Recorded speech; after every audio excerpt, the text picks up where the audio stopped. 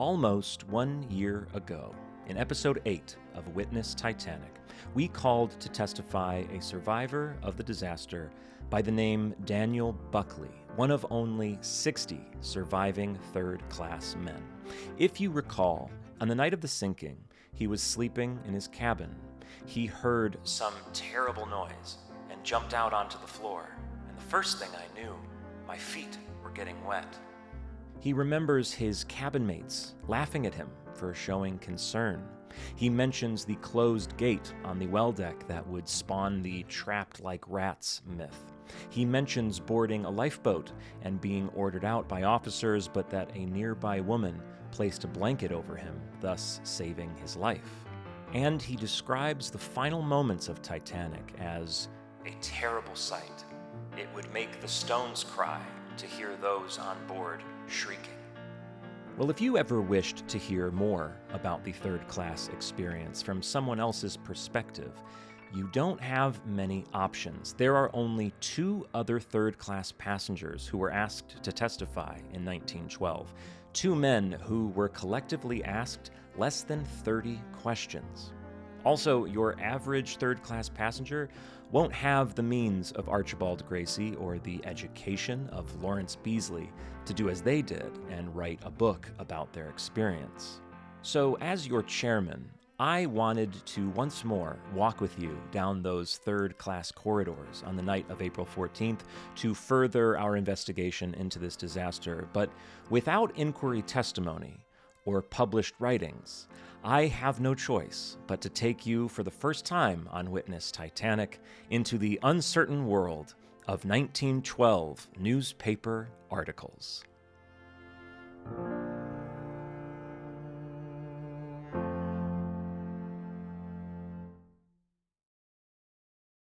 Welcome, one and all, to another episode of the Witness Titanic Podcast, the first inquiry into the sinking of the RMS Titanic in over a century. My name is James Penca, your chairman of sorts, as I conduct interviews with witnesses of her great story, from modern Titanic experts to even the survivors of the sinking.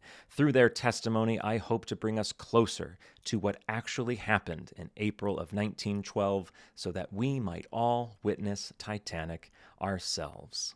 Folks, so glad to have you here with us once more for another day of testimony. Thank you for listening to our YouTube friends. Thank you for watching. It is a pleasure to have you all here. The last witness to testify before us was Frederick Barrett, leading stoker. I absolutely loved putting this episode together. I loved hearing everyone's comments and emails about his incredible words. It just seemed like a very positive response, and in fact, I just checked, and at the time of this recording, it's already our most downloaded episode, and it's only been out for 3-4 days, so I am absolutely loving that. Please keep listening. Please keep enjoying, liking, following, all that nonsense. Plenty of more episodes to come. On that note, I just planned out the next 5 months of my life, and if all goes according to plan, which when does it ever, my dream is to get you 8 more episodes after this one before breaking for the holidays. This would bring us to a total of 40 episodes of Witness Titanic before the end of, I guess, season 2, if that's what you can call this. I'm a sucker for round numbers, so we'll cap it at 40, and then perhaps start season 3 a little bit earlier than we started season 2, so you won't have to wait until April next time.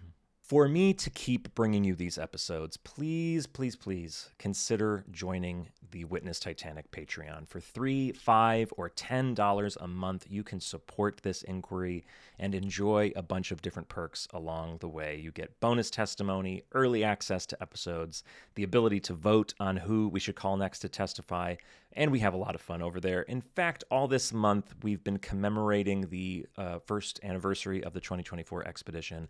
I've been digging into my expedition photo album and sharing some pictures with patrons and answering their expedition questions and such. So definitely something you might enjoy. If you join us today, you get instant access to all those images, all the bonus testimony recordings that we've posted to this point. So lots to see, lots to do. But enough about all of that. Let's talk a bit about newspapers. Immediately following the Titanic disaster, the government inquiries began. Of course, that's what this whole podcast has been about.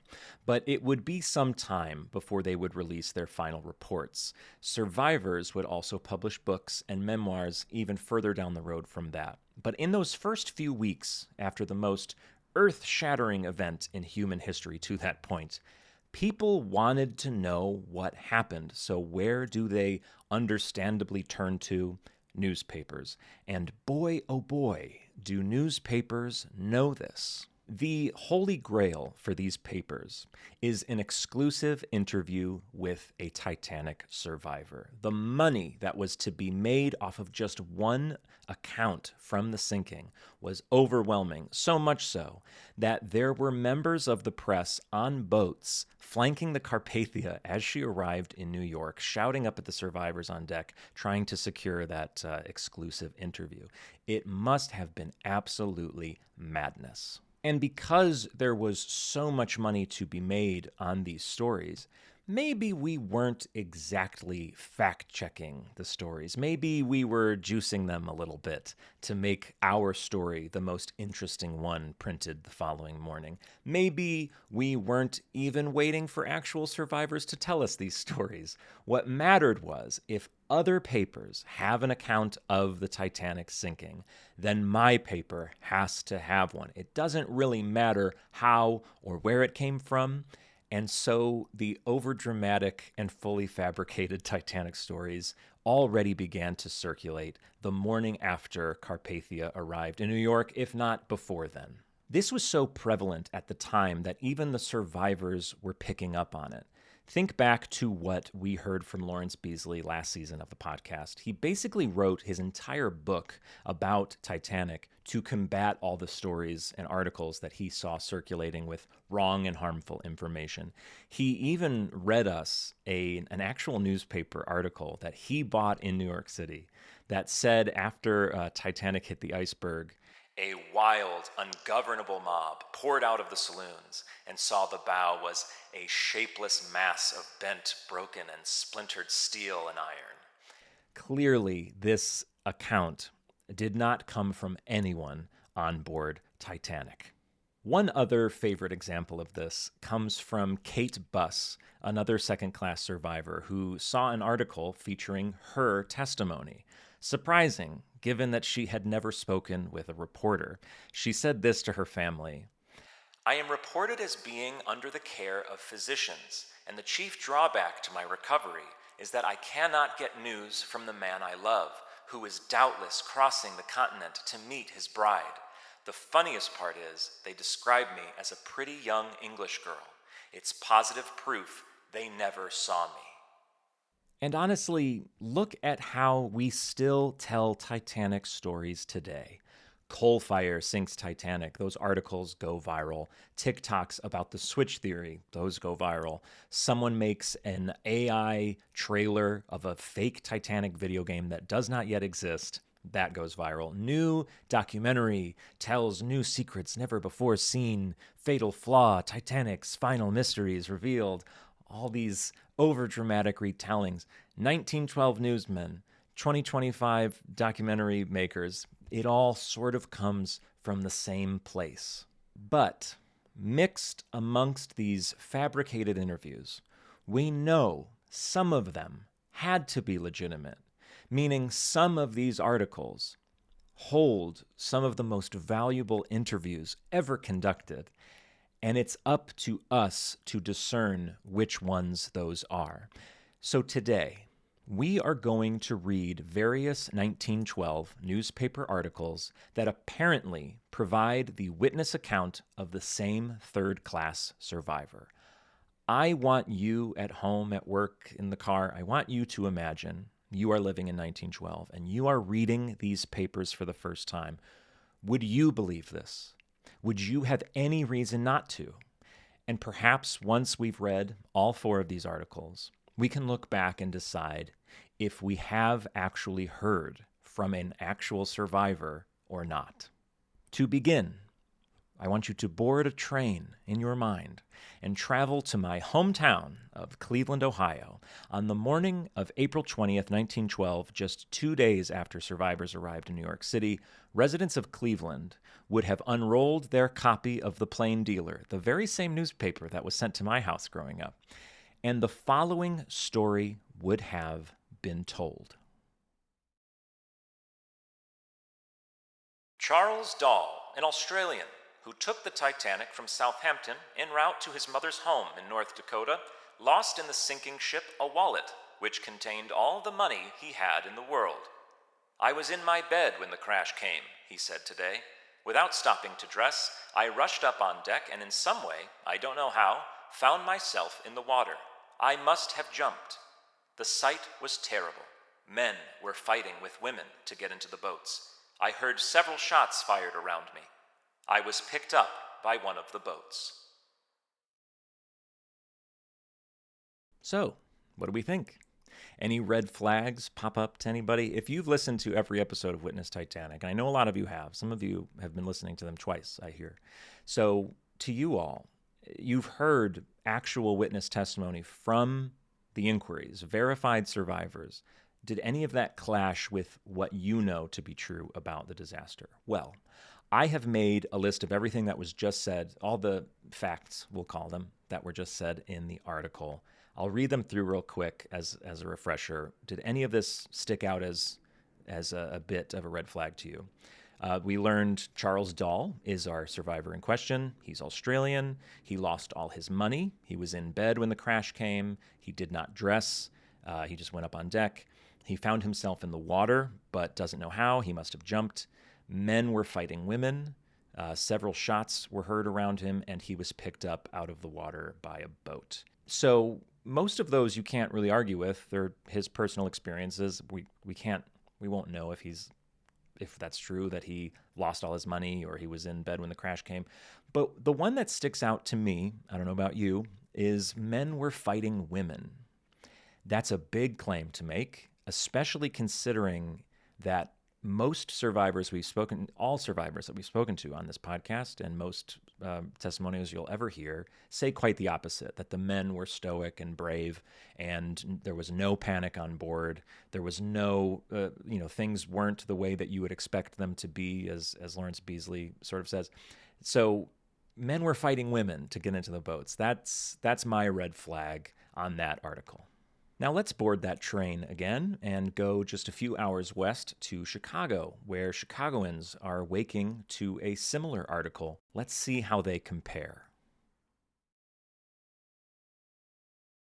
A picture of a sea dotted with so many icebergs that the Carpathia was forced to steer a zigzag course to leave the field of menacing floes was added to the indictment against officials of the White Star Line today by Charles Dahl, a Titanic survivor who passed through Chicago en route to South Dakota today. No ship could have driven a straight course through that field of ice, he said. If the Titanic had missed one floe, she would have struck another. At the high speed of the boat, the disaster was inevitable. In the morning, I counted 19 icebergs within a radius of 10 miles. One of them was 5 miles long. I jumped into one of the Titanic's boats as it was being loaded into the sea, and was thus rescued. There were no provisions or water in any of the boats. We didn't even have a lantern. If there had been more lifeboats, every soul on the vessel might have been saved. There was time to have launched 100 more boats. Quite fascinating. A completely different story. One of these articles, Article 1 or Article 2, is printing a fabricated or deeply mistaken story. Any red flags to you in this article? We learned that he was on his way to North Dakota, which was mentioned in Article 1, so that checks out. He describes a field of ice, which he doesn't mention in the first article. The disaster was inevitable at the speed they were sailing. He counted 19 bergs, one of which was 5 miles long. He jumped into a lowering boat, which had not supplies or a lantern, and there was time enough to launch 100 more boats. So again, most of that information is going to be hard to argue with. The big difference here is he did not end up in the water, according to this article. He got into a lowering boat. But the big one, the big red flag for me, I don't know about you, was that there was time enough to launch 100 more boats. That is clearly not true. We know that to be not true, but potentially, if he was in, let's say, Lifeboat 7, one of the first boats, if he was in one of the early boats, he might have been far enough away to not truly understand the situation of what was going on and the timeline of things. So that could be true, but that's a bit of a red flag for me. Now, jump back on that train and head a bit northwest to Minot, North Dakota, where the Ward County Independent ran an article on May 2nd, so just a few weeks after the disaster. This is our longest article of the episode, so hopefully we get a bit more information about our survivor. Charles Edward Dahl, Australian carpenter, en route to Ross to visit aged mother, tells Independent thrilling story of his escape.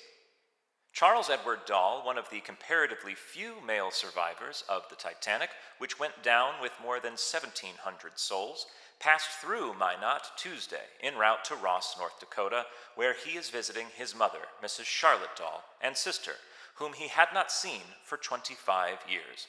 He was accompanied by his niece, a pretty little Salvation Army lassie from Fingal, North Dakota. The Independent editor chanced to meet Mr. Dahl, and he told us the following thrilling story of the disaster. I am a carpenter, and for the last 20 years I worked at my trade in Australia. My mother lives at Ross, North Dakota, and as it has been 25 years since I have seen her, I was on my way to America on board the Titanic the night she struck an iceberg. We left Southampton on April 10th, traveled to the coast of France. Then it stopped at Queenstown, Ireland, leaving there on the afternoon of April 11th. The weather was fine, and the voyage on Friday, Saturday, and Sunday was without incident. I was standing out on the deck of the steerage Sunday evening around 9:30 o'clock and noticed that the weather began to turn bitter cold all at once. Some of the passengers mentioned the fact that we must be in the vicinity of icebergs. I went to my cabin at about 10 o'clock and soon went to sleep. At about 11:30 that night, I was awakened by a terrific jar of the ship and was thrown from my bunk. I was dazed for a time and lost no time in getting on deck. I noticed 20 or 30 tons of ice on the starboard side forward that had been broken off the iceberg when the ship struck. I went to the port side to see the iceberg, but it was not in view, as we must have struck it advancing below, then passed on. It was a fine, bright, starlit night. I hurried back to my cabin and secured some more clothes, but lost my money. When I returned on deck, I saw that the ship was taking water fast. The front seemed to be sinking down into the water. I asked a sailor if there was any danger, and he said there was none. The steward then ordered all hands on deck and aft. I went back to the cabin and gathered some more clothing in my arms and put on a life belt. I advised others to putting their life belts on, and they just laughed at me. I then went up on the deck with the first-class passengers, and they were all busy by that time putting on their life belts. The crew from below then came up, and most everyone went to the starboard side of the ship. The starboard boats were the first to be lowered. I waited on the port side for about half an hour, then went over to the starboard side. The women and children were looked after first. The men were ordered to stand back and were warned that if they did not obey, they would be laid out. A priest came to where a crowd of us were standing and asked us to sing hymns and pray. We sang, then knelt in prayer and asked the Almighty to spare us if it was His will. I will never forget that solemn scene.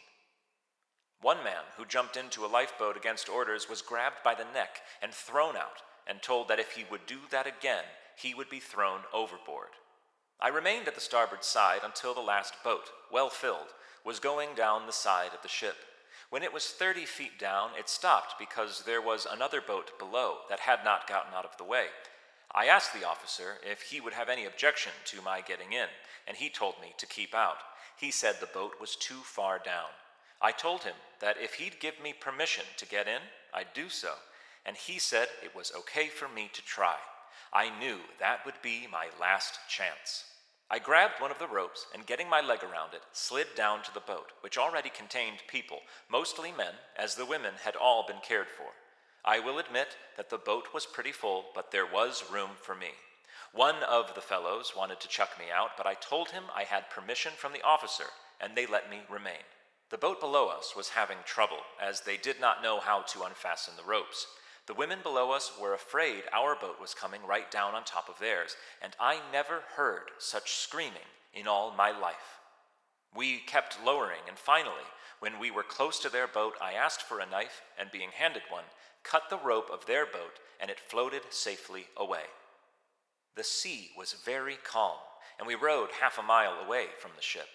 We could see that she was sinking gradually. Finally, there was a terrific explosion, like a cannon report, and a big black cloud of smoke arose from the ship. This settled, and the ship appeared to be broken at the middle. Finally, there was a second report, more muffled than the first, and the bodies came over the side of the ship by the hundreds.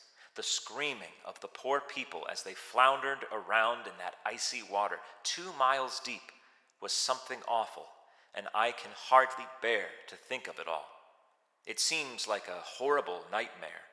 The screaming lasted for perhaps an hour, as many of the bodies were held up by the lifebelts. We wanted to go back and help, but our boat was already loaded to its capacity. There we lay all alone on the wide sea. The ship had gone down after the second explosion, after the bow was submerged by water and the propellers were raised up out of the water. We remained out there in those boats until morning. One of our boats had a green light. None of them had any food or water. We would have been in a terrible plight had not the Carpathia come along. We did not know that we would ever be rescued, and there were some anxious moments. Finally, early in the morning, I saw a light away in the distance. After a while, I saw 2 lights and knew that they were from a masthead of some vessel.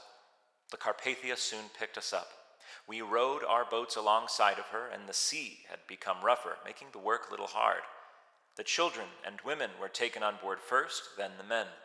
There was coffee and tea awaiting us, and warm clothing. I tell you, we were treated fine by the passengers and officers on board the Carpathia. So much more information already. It just seems so much more trustworthy, this third article. It also aligns well in some ways to things that we know about the disaster, but not in all ways. So compared to articles 1 and 2, he's definitely visiting his mother in North Dakota. All 3 mention this. That's good. This is the first time we're hearing that he's a carpenter, so that's new information. Again, he is described as in bed at the time, same as article 1, so that checks out. He stopped to dress many times in this retelling, so that does not align with article number 1. But there's no men fighting women, there's no gunshots, and he did not end up in the water. So I think between these 3 articles, we can kind of rule out article 1 as being anything reliable. Now, there's a lot in this article that lines up really well with things we already know about the Titanic disaster that really lends a lot of credibility here. If a newspaper man just made this whole article up, there's some really, really good details here that he'd have to know somehow. Some of those being that there was a shift in the weather and that passengers were saying that they must be near icebergs. That's not how icebergs work, but that is how passengers thought it worked, so that's a really good detail. He sees ice on the well deck. We know that that happened. He was laughed at for trying to encourage people to put on life belts, sort of like Daniel Buckley was, so that's pretty cool. He descended into a lifeboat down the falls, just like Arthur Puchin did, as described by Lighthaller and Fleet in previous episodes of this podcast, so that's pretty cool. He mentions a green light in a lifeboat. That's an extremely niche detail of the disaster. That's, of course, Officer Boxhall in Lifeboat 2, who had some green flares, so that's a pretty big one. And he mentions that the sea had become rougher by the time they got to Carpathia. That's another really, really specific detail that I think only a survivor would think to remember. But the biggest green flag of all with this article is he's mentioning Lifeboat 13 being caught under a lowering Lifeboat 15. So in our last episode with Frederick Barrett, he mentions being in Lifeboat 13. And way back in our episodes with Lawrence Beasley, he mentions being in Lifeboat 13. We finally are speaking to someone who was in the lifeboat above them that was being lowered. So that's a really good detail to come from this article. But not everything in this article lines up with history as we know it. A lot of it you can sort of attribute to Dahl being mistaken, if this is in fact Charles Dahl that we're speaking to. He says that 15 was the last boat. It wasn't, but from someone's perspective at the very stern of the ship, it would seem that way. He says that all the women had been cared for. He says it twice, and we know that's not true, but to a lot of people in these boats, they didn't see any women when the boat went down, so they just have to assume that they all got off safely. And he says that bodies came over the side of the ship by the hundreds. That sounds dramatic, but I think what he's describing is just everyone rushing to the stern, and it would be hundreds of people doing that. So all of those things don't line up perfectly, but I'm not going to, they're not red flags, they're yellow flags. The one true red flag I have about Article 3 is him mentioning that as Lifeboat 15 is lowered on top of 13, that he had never heard such screaming in all his life. Does anyone remember why that would be a red flag? Well, if you go back to Lawrence Beasley in his episodes in Season 1, he told us that in that moment, not a single person made a sound. It was completely quiet. The women didn't scream. No one panicked. Because as you recall, Beasley wrote that book because he was hearing about women being hysterical and men fighting women and these dramatic moments. And he was making a point to say, in this very dramatic moment where we were in some true danger, everyone stayed very calm. The women didn't make a noise. And here is our witness today, saying that he never heard such screaming in all his life. Two very, very different accounts of the same moment from two people who are a couple feet apart from each other. So very interesting. So what is your verdict on that one? Legit, partially legit? Seems much better than the first two, that's for sure. At the end of the day, we will almost always have to leave some room for the paper to embellish the very real answers that they were given, because the survivors don't get to sign off on how they're presented, just like a Titanic historian doesn't get to sign off on how they are presented in a documentary. We will almost never get to ask a survivor if their story was accurately retold. Almost. Let's board that train one more time. In fact, you'll have to board a ship in this case, because we are going to read one last article that comes from, of all places, Tromsø, Norway, in July of 1912. What you are about to read is, to my best understanding, is a rather unknown article, at least in the English-speaking world, because it is from a Norwegian paper. Now, how did I come into possession of this article? So actually, a listener reached out a few months ago with what they described as a newspaper article in my possession in which Charles Edward Dahl gives a first-hand account of the sinking of Titanic, and they've translated it from Norwegian to English. How did they come across this article? Well, they said, this copy of a newspaper clipping was given to me by my grandmother around the time of the release of Cameron's film and the flare-up of the interest in Titanic. Charles Edward was my grandfather's uncle. So big shout out to Johannes Kristian Dahl for sending me this article that we are about to read together and that they translated for me. They write that Charles Edward was actually born Karl Edvard, but anglified it to Charles Edward when he settled in Adelaide, Australia. So this man, this Australian carpenter that we've been reading about to this point, wasn't from Australia at all. He's Norwegian, and he moved to Australia and became a full-blooded Australian, I think the article says. So he's from Australia, but he's not really. Johannes also tells us that they've done their best with the translation, but be aware that written Norwegian has changed a lot since 1912. It reads very formal compared to modern Norwegian. Unions with both Denmark and Sweden left their marks on the language, but I think I came away with it all right. I'm sure they did. So let's read this article together called Tromsø Man Among the Saved from Titanic and see what we can learn. And slight disclaimer on this article before we read it. It gets a little dicey when we start describing the people in the water at the end, a little graphic. So a little heads up to the youngins in the audience. The imagery gets a little dark. So heads up. Charles Edward Dahl, who departed from Australia, has sent his brother, plumber G. Dahl, who resides locally, the following account concerning his rescue, as published in the Minneapolis Sunday Times. Charles Edward Dahl, one of the few Norwegians who were saved from Titanic, arrived in Minneapolis yesterday to visit his brother, typographer at the Times, Signor Dahl, whom he has not seen in 25 years. Signor Dahl, who was 4 years old when his brother went to sea, was raised in Norway and is now transitioning to become American. His brother has had very little relation with other Norwegians and is full-blooded Australian. After 5 years at sea, Charles Dahl settled down on solid ground in Adelaide, New South Wales, where he remained for 20 years. He was a carpenter most of this time. Last winter, a longing for Norway came over him. Arriving in London, he heard talk of the wonder Titanic, the world's largest ship, scheduled to make her first journey across the sea.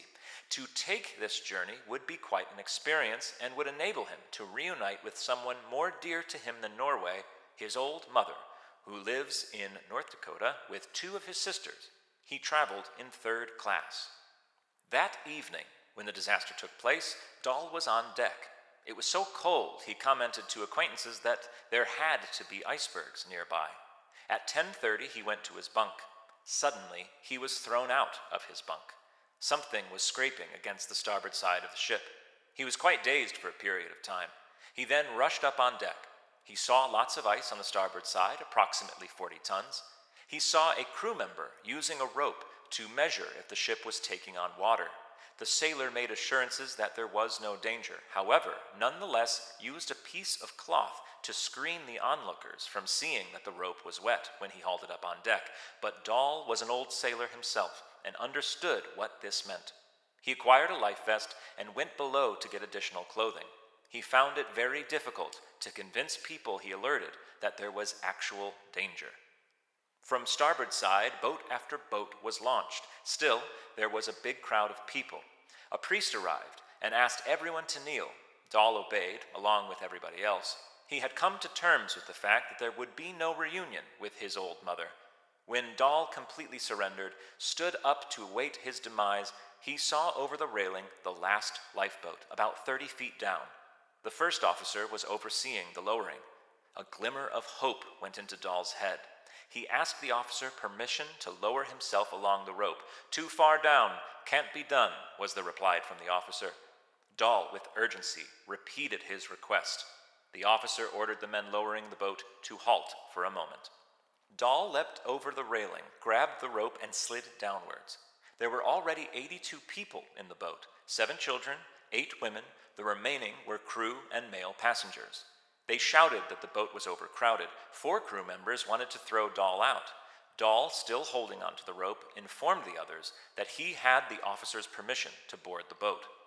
One of the other boats was right underneath, and an impact was avoided by Dahl grabbing the stern of the other boat and pushing it sideways. But the worst was yet to come. It was impossible to free the boat from the falls that had been used to lower it. Dahl, still holding onto the falls, was handed a knife from someone in the boat and worked desperately for at least 15 minutes before he was able to cut the 2-inch thick rope. Then, a new act in the horrific drama ensued. All of the boats had been launched. From the ship, one could hear the notes of "Nearer, my God, to thee." Then, the explosions. The scenes from the tragedy changed in short order. Dahl, in his boat, found himself about half a mile from Titanic. The giant ship split in 2 and disappeared under the sea. The sea was quiet, but the sound of the screams still makes his blood run cold. It did not sound like humans screaming.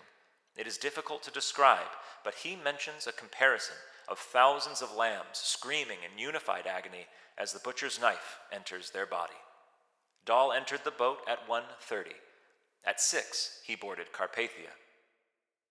Even while still on board Titanic, after the impact, Dahl claims to have seen a ship's lantern in the horizon. In the lifeboat, he saw the same lanterns, but they disappeared. When Carpathia's lanterns were finally sighted, there was worry that the lifeboats would not be spotted.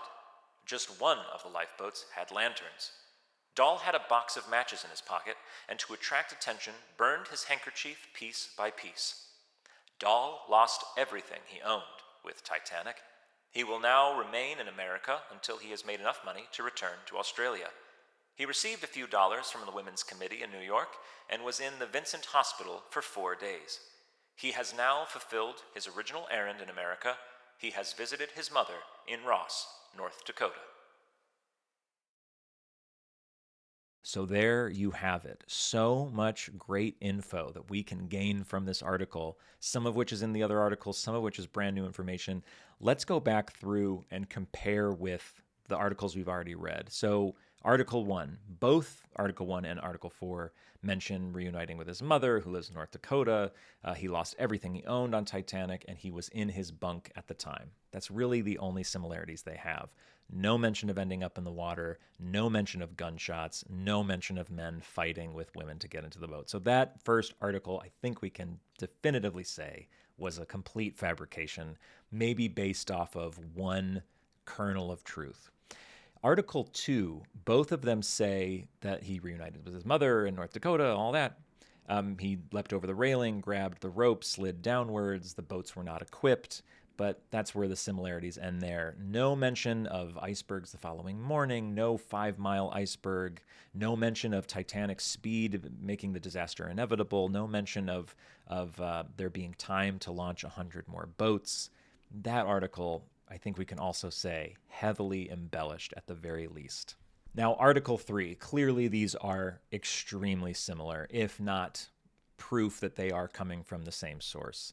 They both say that he's a carpenter. Again, seeing his mother in North Dakota. They both mention that people were saying on the ship that they must be in the vicinity of icebergs. He was thrown from his bunk in both.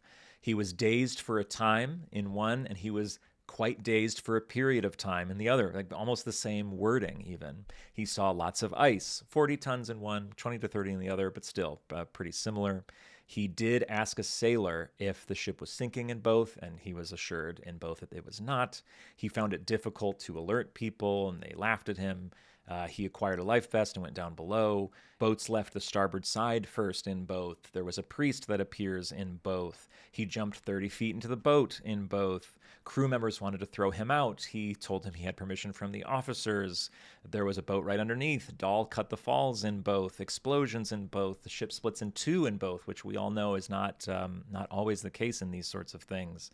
Awful screams in both. The lifeboats were ill-equipped in both. So they're extremely similar articles, but no mention of bodies coming over the side in hundreds, no mention of women screaming in Lifeboat 13, no man grabbed by the neck and threatened to be thrown overboard. But the new info we got in this really cool Norwegian article, we learned that he's Norwegian. That's a big thing.